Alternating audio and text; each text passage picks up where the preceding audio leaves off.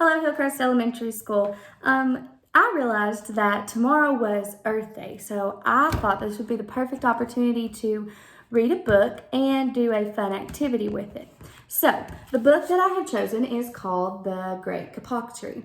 And I love this book because it has such a great message behind it, and we can learn a very valuable lesson from it. So before we get started, I want you to go ahead and just look at the book, the front of the book. What do you notice? Is there anything that just sticks out to you in your mind? Also, while I'm reading, I want you to pay close attention to what the animals are saying to this man. So, again, the title of the story is called The Great Kapok Tree, A Tale of the Amazon Rainforest by Lynne Cherry.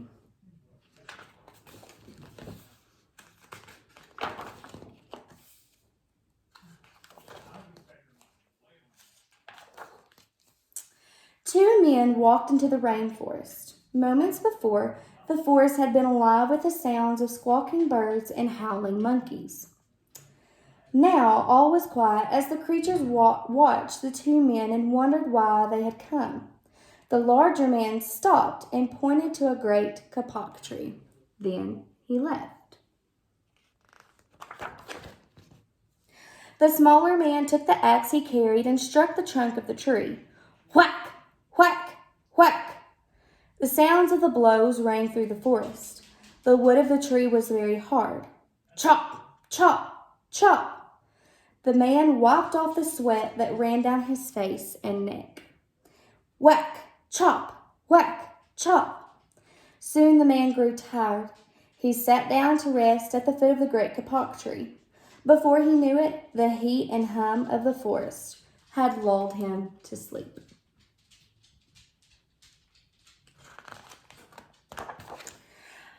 A boa constrictor lived in the kapok tree. He slithered down its trunk to where the man was sleeping. He looked at the gash the axe had made in the tree.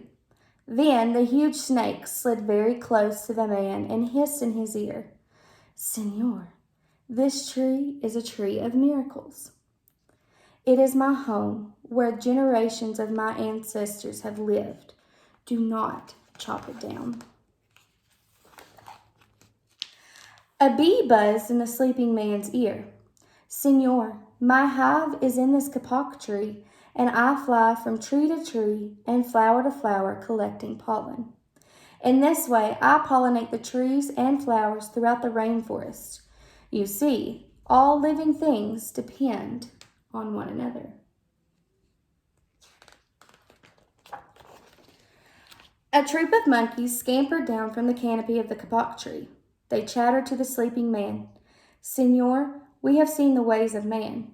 You chop down one tree, then come back for another and another. The roots of these great trees will wither and die, and there will be nothing left to hold the earth in place. When the heavy rains come, the soil will be washed away and the forest will become a desert."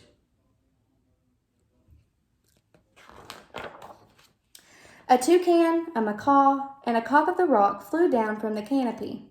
"Senor," squawked the toucan, "you must not cut down this tree. We have flown over the rainforest and see what happens once you begin to chop down the trees. Many people settle on the land. They set fires to clear the underbrush, and soon the forest disappears. Where once there was life and beauty, only black and smoldering ruins remain." A bright and small tree frog crawled along the edge of a leaf. In a squeaky voice, he piped in the man's ear. "Senor, a ruined rainforest means ruined lives. Many ruined lives. You will have many of us homeless if you chop down this great kapok tree." A jaguar had been sleeping along a branch in the middle of the tree. Because his spotted coat blended into the dappled light and shadows of the understory, no one had noticed him. Now he leapt down and padded silently over to the sleeping man. He growled in his ear, "Senor, the kapok tree is home to many birds and animals. If you cut it down, where will I find my dinner?"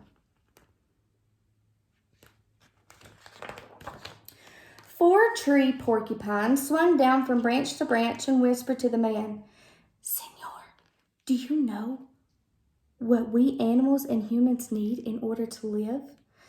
Oxygen. And Senor, do you know what trees produce? Oxygen. If you cut down the forests, you will destroy that which gives us all life."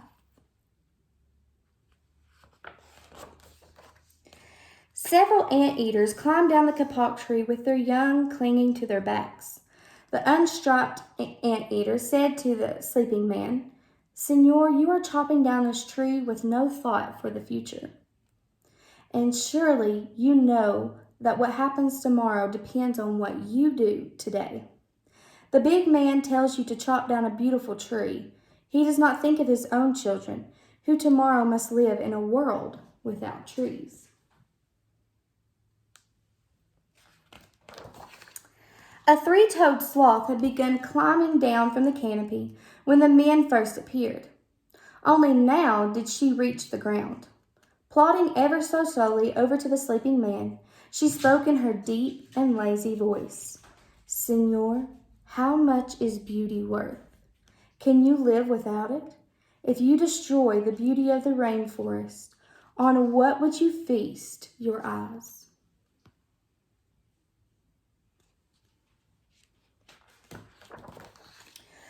A child from the Yanomamo tribe who lived in the rainforest knelt over the sleeping man. He murmured in his ear, "Senor, when you awake, please look upon us all with new eyes."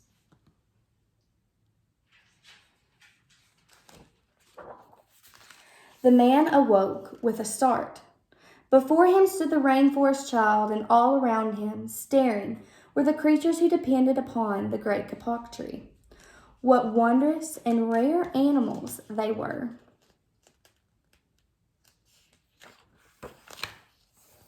The man looked about and saw the sun streaming through the canopy. Spots of bright light glowed like jewels amidst the dark green forest. Strange and beautiful plants seemed to dangle in the air, suspended from the Great Kapok Tree. The man smelled the fragrant perfume of their flowers. He felt the steamy mist rising from the forest floor, but he heard no sound, for the creatures were strangely silent. The man stood and picked up his axe. He swung back his arm as he thought to strike the tree. Suddenly, he stopped. He turned and looked at the animals and the child.